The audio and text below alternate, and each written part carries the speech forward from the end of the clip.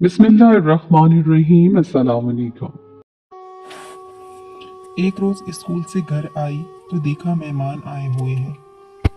अम्मी ने कहा इन्हें सलाम करो, ये खास मेहमान है। मेरी उम्र 15 साल थी, फिर भी खास मेहमानों का मतलब समझ गई। सोचा जाने माँ को मेरे बयाने की इतनी जल्दी क्यों पड़ी है।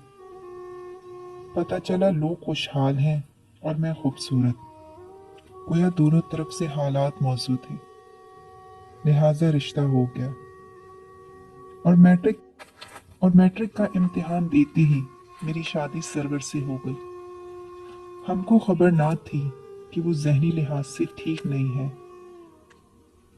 देखने में तो वो बिल्कुल ठीक लगता था। बातचीत करने से भी पता नहीं चलता था कि इसके दिमाग में कुछ खराबी है, कि कोई कुल ढीली हो गई। मैं दुल्हन बनकर इनके घर गई तो पहली रात उन्होंने इस तरह मेरा स्वागत किया कि खुद तो खाना खा लिया और मेरा किसी ने ख्याल ना किया। यूं शादी की पहली रात मुझे भूखा सोना पड़ा। जब दुल्हा साहब तशरीफ लाए, इनकी अजीबो गरीब हरकतों से डर कर सहम कर मैं एक तरफ होके बैठ गई। अगले रोज वलीमा था। मेरे घर वाले वलीमे में आए तो मैंने रोना शुरू कर दिया कि मुझे भी साथ जाना है। मेरी तरफ देखकर माँ का दिल पसीजा। यूं उन्होंने हमारी सास से मिन्नत की और मैं अपने घर वालों के साथ वलीमे के फौरन बाद मैके वापस आ गई। जब बस मेरे ससुराल से मैके को चली तो सबसे पहले मैं ही दौड़ लगाकर बस में चढ़ गई। ये भी समझ ना थी कि सास ससुर से इजाजत ही लेती।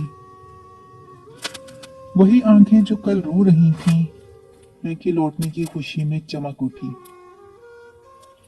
खैर मैके में एक हफ्ता गुजर गया। दुआ करती थी कि खुदा करे ससुराल वाले कभी मुझे लेने ही ना आए, और वो भी ना आए। मुझे तो किसी बात की फिक्र ना थी, लेकिन अम्मी बहुत परेशान थी कि अब क्या होगा।